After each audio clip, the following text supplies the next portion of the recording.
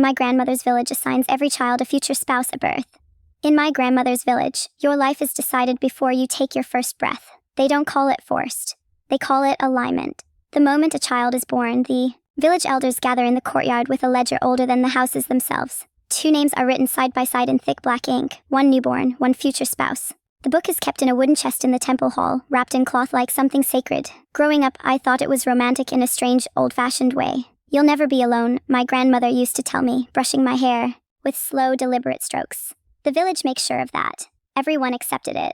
No one dated. No one experimented. You grew up knowing exactly who you would marry at 18. It removed uncertainty. It removed heartbreak, that's what they said. My name was paired with a boy named Aaron the day I was born. Our mothers showed us the entry once when we turned 10 as if revealing a prize. The ink had bled slightly into the paper fibers, but the letters were still bold. Mira, Pawas, Arun, it looked permanent. We weren't encouraged to spend time together, though.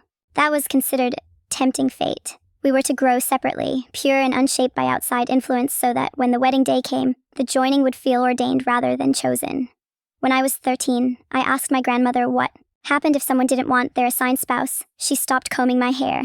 That doesn't happen, she said flatly. But what if it did? Her hand tightened slightly at the roots of my scalp.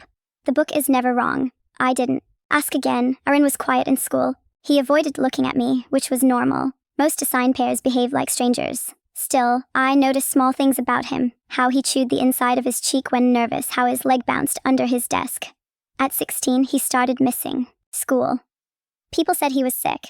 At 17, he was gone. Not dead, just relocated. His house emptied within a week. His family told everyone he'd been accepted to a university in the city. A rare opportunity, but nobody had ever left the village for university before. At dinner that night, I asked my grandmother if the ledger would be updated. She looked at me for a long time before answering. The book reflects truth, not circumstance. I didn't understand what that meant until the following month. The elders called a gathering in the courtyard. They opened the wooden chest. I watched from the edge of the crowd, my palms damp. The ledger was placed on the table. An elder turned the thick pages slowly until he reached my name. I could see it from where I stood. The ink was still there, but Aaron's name was gone. Not